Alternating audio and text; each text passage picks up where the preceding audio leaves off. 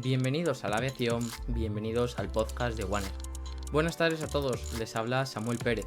Es viernes 11 de agosto de 2023 y aquí arranca el sexto episodio de Wanner Podcast. Pasamos ahora a la sección de entrevista, en la que en el día de hoy tenemos como invitado a Pablo González, actual director del Festival Aéreo Internacional de Gijón y Torre del Mar. La entrevista la hemos tenido que grabar a distancia, y a eso se debe el cambio en la calidad del audio. No obstante, os recomendamos que le pongáis la máxima atención posible, ya que charlar con Pablo ha sido una maravilla. Muy buenos días, Pablo. Buenos días, ¿cómo estás, Samuel? Primeramente, darte las gracias por acompañarnos en este episodio. Es para nosotros un placer tenerte hoy con nosotros. Bueno, para mí también es un placer estar hablando contigo y poder compartir con tu audiencia las cosas que les interesan de los festivales aéreos. Pues nosotros ya te conocemos. ¿Te podrías presentar un poco para los oyentes? Sí, bueno, Pablo González, ese es mi nombre, y soy el director de algunos de los festivales aéreos que se desarrollan en España desde hace ya unos cuantos años. ¿De dónde te viene la afición por la aviación? Pues mira, desde pequeño ya tenía mis revistas de aviación, y a los 16 años me quise meter en una escuela en Madrid, y con tan mala suerte que la escuela, justo cuando iba a entrar, quebró.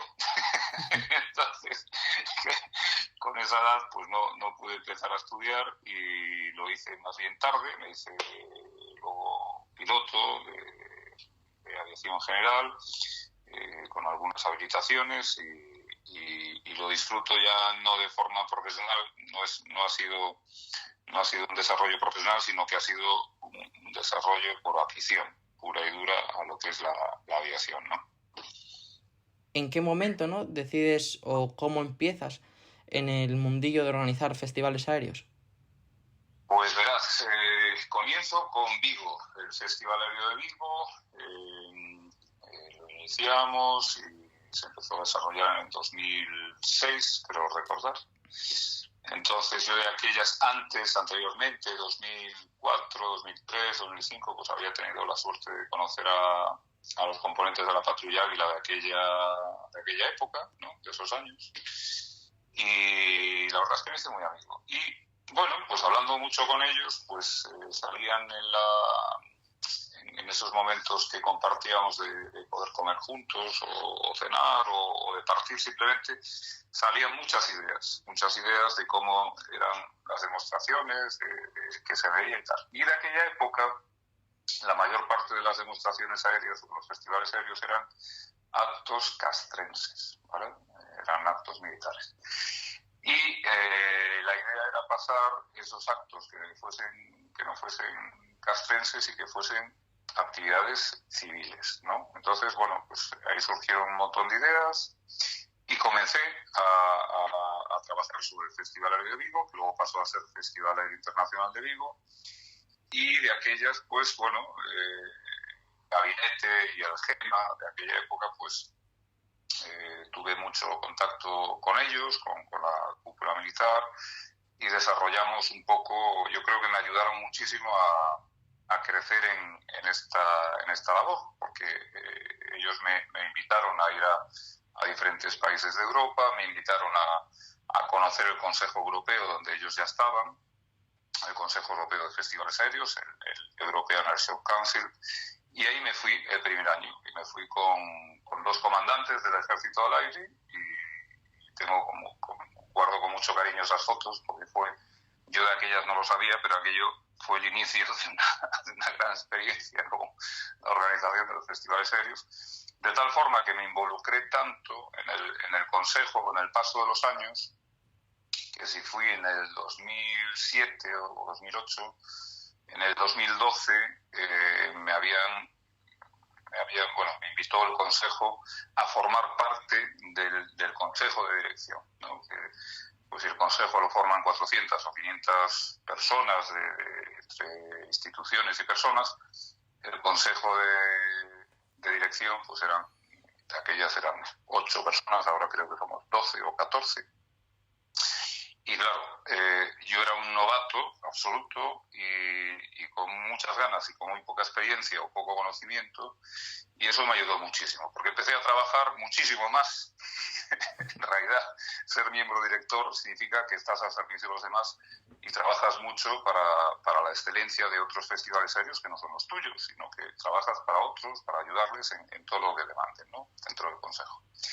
Y claro, los compañeros que yo tengo date cuenta que era un chico joven en ese momento, los compañeros que tenía pues eran pioneros de la aviación, de la acrobacia, eran personas con muchísima formación acrobática y siguen siendo personas con mucho peso en la aviación mundial, en el sentido de que son o líderes de patrullas acrobáticas muy importantes o jefes de aviación civil en otros países y este tipo de perfil. Y entonces, claro, pues imagínate, Samuel, un chico joven, con ganas de aprender, con ganas de hacer, con ganas de absorber, pues fui una esponja. Entonces, pues ahí fui adquiriendo pues más soltura, más conocimiento y claro, llega un momento en que entro en ese consejo de dirección, que era la persona más joven en ese momento, y desarrollo una actividad muy frenética a nivel europeo de viajes, de contactos, de trabajo sobre documentaciones, sobre documentos, sobre normativas. Tengo mucho contacto con EASA, con muchos organismos a nivel de aviación civil y aviación deportiva que me ayudan mucho a la hora de planificar el futuro de los festivales aéreos en España. Y bueno, de ahí surge esa afición. Se empieza con el Festival Aéreo de Vigo, pasa a ser internacional porque se le da ese concepto de internacionalidad, y a partir de Vigo surgen otros festivales, que eso es un poco la historia, ¿no? Y a día de hoy estás muy focalizado en dos principalmente, ¿verdad? Gijón y Torre del Mar. Bueno, con el desarrollo del tiempo se han hecho muchos festivales que se han ido, pues desafortunadamente, perdiendo en la historia por diferentes causas que no vienen al caso, pero, pues, a ver, recuerdo de aquellas realizar el Festival Aéreo de Vigo, Festival Aéreo de La Coruña, Festival Aéreo de Cádiz, Festival Aéreo de Málaga, Festival Aéreo de Menorca, Festival Aéreo de Salamanca, porque había unas demostraciones aéreas. Más que festival aéreo, unos eran festivales aéreos, otros eran demostraciones aéreas.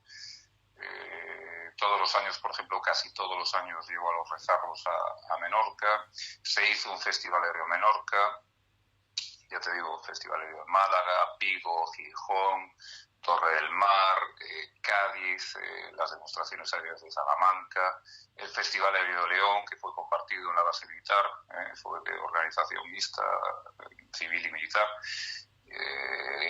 Cosas que se hacían en algunos sitios muy puntualmente, Mallorca Air Day, no recuerdo, unas demostraciones que hubo del primer vuelo del Airbus A400 en Cádiz. Bueno, se realizan un montón de actividades y de acciones aéreas que a lo largo de los años se van repitiendo, unos se van perdiendo, se van quedando atrás o se pierden y a lo mejor luego en el futuro se retoman, cosa que es siempre posible, y otros se mantienen en el tiempo, pues como Málaga, Torre del Mar o Gijón, ¿no?, que ya llevan cumpliendo 17 ediciones y bueno, pues ya es una historia aeronáutica que es una parte de la historia aeronáutica de los festivales aéreos que se han desarrollado en España. Y bueno, ha sido una trayectoria muy bonita en cuanto a número de actividades y de eventos aéreos en la península. Y, ¿no?, de todos estos festivales o jornadas que has organizado, ¿hay así alguna participación o, sí, algún participante del que estés más orgulloso? No, yo estoy orgulloso de todos los participantes, desde sea lo que sea, o sea, desde un ultraligero hasta un caza de cualquier otro país. Hemos tenido un montón de países en estos festivales aéreos, hemos tenido todo tipo de intervenciones, nos han acompañado participaciones muy especiales. Hombre, recuerdo con mucho cariño algunas determinadas por la dificultad de lograrlas. Pues estoy pensando en los B-1 Lancer americanos, o estoy pensando en los B-52 que también traje a España, o los A-10 o los F-16 belgas, los F-16 holandeses, los F-16 americanos, los cazas españoles. Bueno, pero ya te digo que puedo tener muchos recuerdos por muchas cuestiones, pero todos los participantes que han participado en todos los festivales aéreos que haya tenido que organizar, los guardo a todos en el corazón y con gran recuerdo siempre, eso lo seguro. Cada vez queda menos para el Festival Aéreo de Torre del Mar. ¿Hay algo que nos puedas contar? Sí, bueno, el Festival Aéreo de Torre del Mar va a ser el 10 de septiembre. Muy pronto, no me vas a permitir que no te adelante nada porque esas cosas las llevamos muy metódicamente para anunciarlas a través de las redes sociales de todos los festivales, en este caso de Torre del Mar, que sí va a haber una participación especial que va a ser única en España, la primera vez, y que posiblemente sea la última en Europa que se realice. Entonces va a ser un encuentro muy, muy especial de la afición con una participación impresionante, o sea, de altísimo nivel. Con eso ya no puedo decir más, Samuel, pero yo creo que en un par de días lo podremos desvelar con muchísimo cariño para todo el mundo que quiera acercarse a Torre del Mar el 10 de septiembre y que ahí estamos, pues haciendo lo que mejor sabemos hacer de la forma más cariñosa posible y la más precisa y mejor organizada posible para beneficio de todos los espectadores que disfrutan esos días en la playa y que vienen o expresamente a disfrutar del Festival Aéreo, y que les esperamos a todos en Torre del Mar, por supuesto. Genial, pues marcamos la fecha, 10 de septiembre. Y Pablo, una última pregunta para cerrar, ¿no? Porque al final, ¿no?, cuando hablamos del Festival Aéreo, hablamos de un periodo de horas, generalmente de una mañana de un domingo, en la que se ve todo el trabajo que desde, pues tanto tú como la organización, habéis hecho durante un tiempo. ¿Con cuánta antelación empezáis a organizar un festival aéreo? Pues mira, todo el equipo que conforma la organización de los festivales aéreos empieza a trabajar, unos con más intensidad o menos intensidad, que eso es lo de menos, sino que empiezan a trabajar un año antes, más o menos, ¿no? Incluso a veces se trabaja antes de que se haga, por ejemplo, el festival de este año, ya se están haciendo cosas para el del año que viene. Entonces, con un año antes de antelación se empieza a desarrollar y a planificar todo eso. Entonces, hay un proceso muy intenso según se va acercando el tiempo, que ya es un inmenso de carga de trabajo 3 meses antes, y luego dentro de esos 3 meses cada mes el trabajo se acrecenta. Ya los últimos 20 días es una auténtica locura de trabajo en tiempo real, con muchos problemas que suceden en el día a día, hasta que desemboca en ese fin de semana donde se realizan los entrenamientos planificados, los ensayos que están planificados, todas las actividades, todas las sinergias que tienen que confluir para que eso pueda ser posible, tanto por la ciudad, por el ayuntamiento, como por la organización.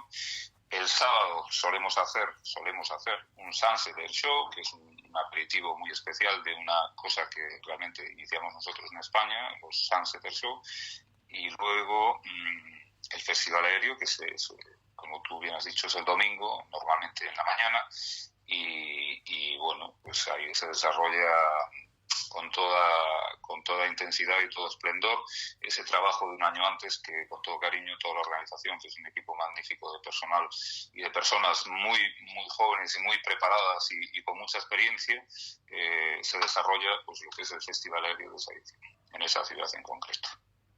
Pues estupendo, qué maravilla. La verdad es que todavía queda justo un mes desde que estamos grabando la entrevista para el Festival Aéreo de Torre del Mar, pero bueno, confiemos en que pase rápido para volver a ver los cielos llenos de aviones. Bueno, muchísimas gracias. Nosotros queremos que pase lento para tener más horas para trabajar, pero bueno, te entiendo, y que pase rápido, que venga pronto y que lo podamos disfrutar pronto, porque es lo que estamos deseando todos. Muchas gracias, Samuel. Un abrazo. Muchas gracias, un abrazo. Gracias.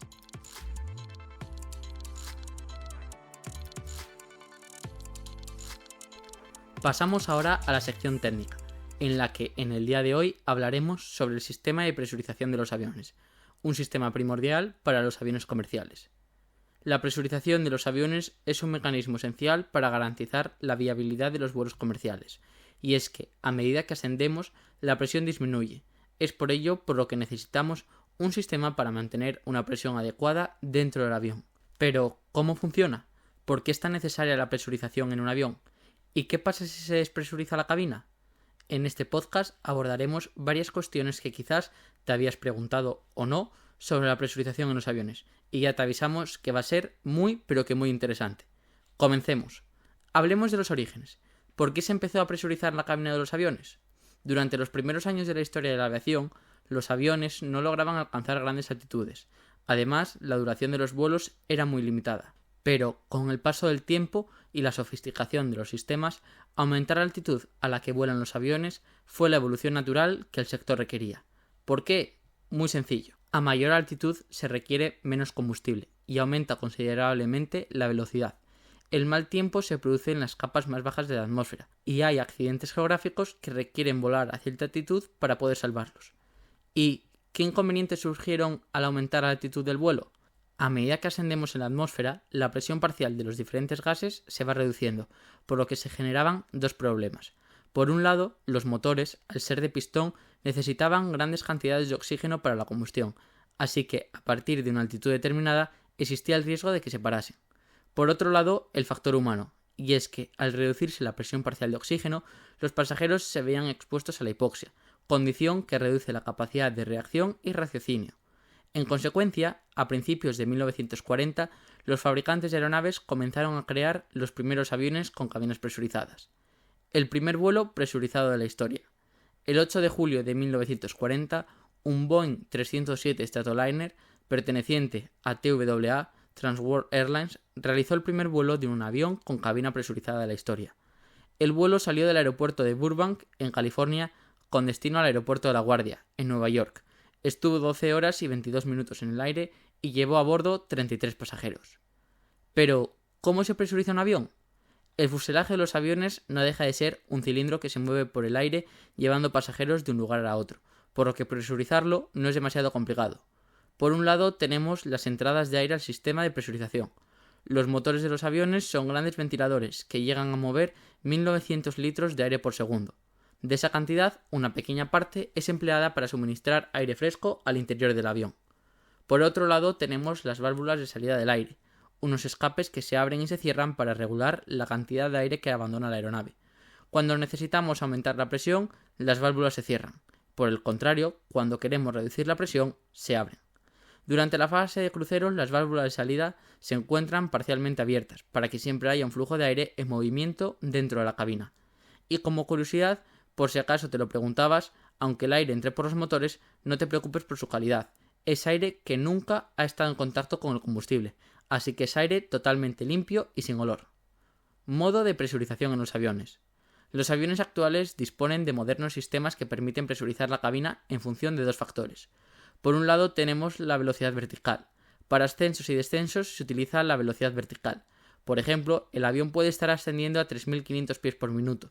Sin embargo, gracias al sistema de presurización, se consigue que dentro de la cabina la velocidad vertical sea de tan solo 1000 pies por minuto. Como imaginarás, esto hace el vuelo mucho más agradable para los pasajeros. Altitud de presión. El otro factor es la altitud de presión. La diferencia entre la presión exterior y la interior viene limitada por razones estructurales del avión. Un avión volando a 40.000 pies tiene su cabina presurizada a 8.000 pies para no superar dicho valor, que normalmente es de unos 9 psi. ¿Y qué pasa si se despresuriza la cabina del avión? Aunque es realmente difícil que ocurra, los aviones están preparados ante la posibilidad de una despresurización de la cabina, que puede ser de tres tipos. Primero, despresurización explosiva. Es cuando la despresurización se produce en menos de 0,1 segundos. Los objetos no sujetos saldrán disparados por la diferencia de presión, y se formaría una neblina dentro del avión al enfriarse el aire y condensar la humedad. Por otro lado tenemos la despresurización rápida, la cual tiene lugar en más de 0,5 segundos, y por último la despresurización gradual. Como su nombre indica, se produce de manera muy progresiva, así que la única manera de detectarla es mediante los instrumentos que tiene el avión. Ahí es donde entran en juego los sistemas de oxígeno. En el improbable caso de que se produjera una despresurización de cabina, las mascarillas de oxígeno saldrían automáticamente y los pilotos iniciarían un descenso de emergencia a una altitud inferior a 10.000 pies, unos 3.000 metros aproximadamente. En los aviones encontramos dos sistemas de oxígeno independientes. Por un lado tenemos el oxígeno presurizado, ese oxígeno introducido dentro de botellas presurizadas, y este es el sistema utilizado por los pilotos y que proporciona una mayor autonomía. Por otro lado, tenemos el oxígeno químico, también conocido como oxígeno sólido. Es el empleado por los pasajeros. Es un sistema de fácil mantenimiento y que tiene una larga vida útil. La evolución de la presurización en la cabina. En la actualidad, las cabinas de la mayoría de los aviones van presurizadas a unos 8.000 pies, pero, según estudios publicados por The New England Journal of Medicine, cambiándolas a 6.500 pies, el cuerpo humano absorbería un 8% más de oxígeno.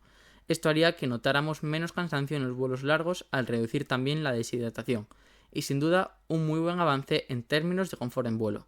Pues bien, ya hay aviones que están programados para el cambio, como por ejemplo el Boeing 787, el Dreamliner, que ya incorpora esta tecnología. Esperamos que esta información te haya resultado interesante, y así, la próxima vez que te montes en un avión y veas la demostración de las mascarillas de oxígeno, ya sabrás todo lo que hay detrás del complejo sistema de la presurización en los aviones. Pasamos ahora con mi compañero Adrián Segura, quien nos trae las noticias del sector. Buenas, Adri, es un placer volver a tenerte con nosotros.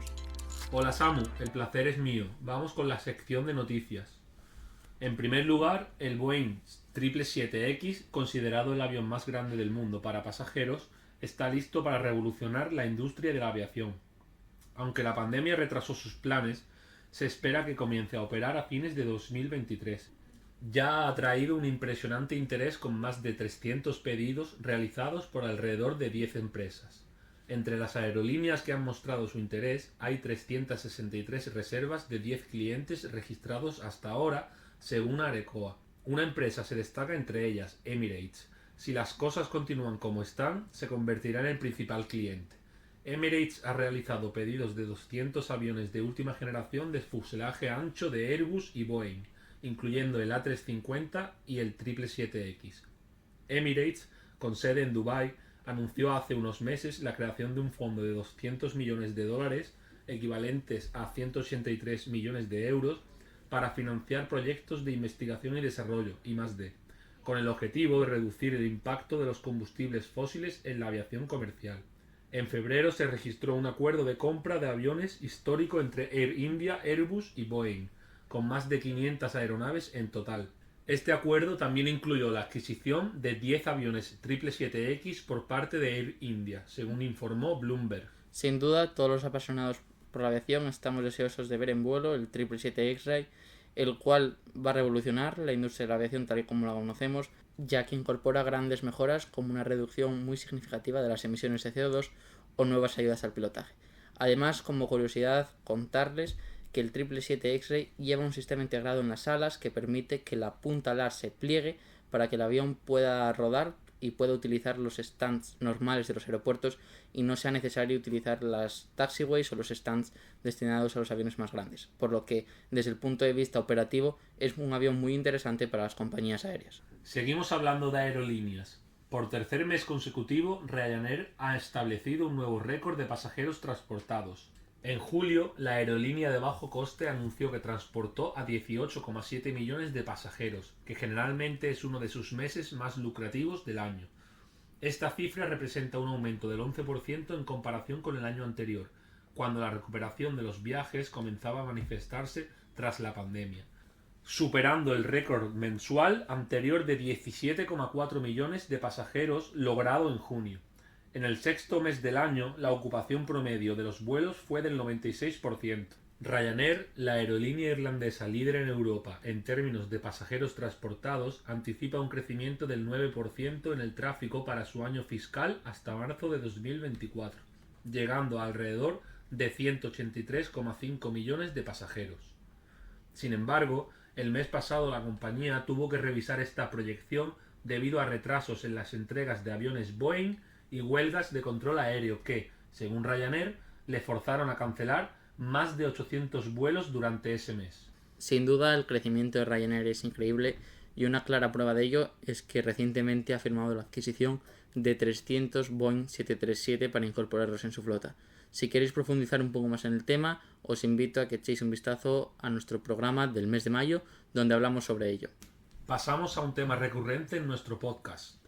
Como parte de su compromiso con la sostenibilidad, Vueling, perteneciente al grupo IAG, está adoptando combustibles de aviación sostenibles, SAF. La aerolínea busca mejorar la eficiencia de su flota con motores de nueva generación y reducir el peso de los aviones mediante digitalización y uso de equipamiento más ligero. Además, está optimizando las trayectorias de vuelo y las maniobras en tierra para minimizar el consumo de combustible. Sin embargo, el uso de SAF, que puede reducir las emisiones de CO2 en más del 80%, comparado con los carburantes convencionales, es una prioridad clave. Para esto, Vueling ha establecido alianzas estratégicas con compañías como Repsol, Cepsa y la Fundación Greennova, y está promoviendo el uso de hidrógeno verde. La aerolínea ya ha demostrado el uso efectivo de SAF en un vuelo entre Barcelona y Lyon, logrando una reducción del 72% en las emisiones de CO2. Además, es la única aerolínea que suministra SAF diariamente en el aeropuerto de Barcelona. Desde junio de 2022, Vueling permite a los clientes contribuir a reducir su huella de carbono al volar, con aportaciones voluntarias que se utilizan para comprar más SAF. En su primer año, esta iniciativa logró que más de 100.000 clientes contribuyeran a la reducción de más de 350 toneladas de CO2. A pesar de estos avances, la producción de SAF aún no es suficiente para cubrir toda la demanda, por lo que Vueling hace un llamado a la colaboración entre todas las partes interesadas para incentivar su producción. Sin duda, a día de hoy un montón de aerolíneas están apostando por el uso de combustibles de aviación sostenible, los famosos SAF, y es que hasta que tengamos aviones 100% eléctricos, estos combustibles se están posicionando como la opción más sostenible. Si queréis seguir aprendiendo sobre los SAF y profundizar un poco más en el tema, os invito a que escuchéis el primer programa de nuestro podcast en el que tuvimos como invitado a Santiago Luque, con quien charlamos sobre los combustibles de aviación sostenible. Y cerramos la sección con un hecho histórico. El 6 de julio marcó un hito en la historia de la aviación comercial al registrar un asombroso total de 134.386 operaciones aéreas en un solo día. Después de la crisis sin precedentes que sufrió el sector debido a la pandemia, la aviación comercial está experimentando un crecimiento acelerado y constante. La fuente de estos datos, Flightradar, un sitio web que proporciona información en tiempo real sobre el tráfico aéreo mundial, reveló esta cifra récord el 6 de julio, estableciendo el día más ocupado que jamás hayan registrado. La plataforma anunció este logro a través de su cuenta de Twitter. El día siguiente, 7 de julio, Flightradar registró más de 20.000 vuelos simultáneos, lo que refuerza la evidencia del auge que está experimentando la industria aérea. Sin duda es increíble la celeridad con la que se está recuperando el sector entero. Y es importante pensar en que se ha registrado más de 20.000 vuelos al mismo tiempo volando. Eso quiere decir que en algún momento, durante el día 7 de julio, hubo más de 20.000 aviones recorriendo los cielos del mundo al mismo tiempo. Sin duda, es una maravilla cerrar así esta sección. Adri, una vez más, muchísimas gracias y te vemos en el próximo programa. Gracias a ti. Hasta aquí ha llegado este último episodio de la primera temporada del podcast de One Air, en la que hemos tenido como invitados a Santiago Luque, con quien hemos hablado sobre el futuro sostenible de la aviación, Javier Meana, antiguo alumno que actualmente vuela como primer oficial en el Airbus A320 y que nos explicó en qué consiste el type rating, Lourdes Alcalá, que nos contó su transición desde tripulante de cabina de pasajeros a piloto comercial, Olga Blanco, actual instructora de la escuela que trajo una de nuestras nuevas Tecnam P2008 desde Italia, Daniel Escribano, director de Cirrus para España y Portugal, y Pablo González, director y organizador de festivales aéreos. De parte del equipo que formamos One Air, os queremos dar las gracias a todos nuestros oyentes. Ha sido un placer compartir con vosotros esta primera temporada. Nos volveremos a escuchar en septiembre. Mientras tanto, buenos vuelos.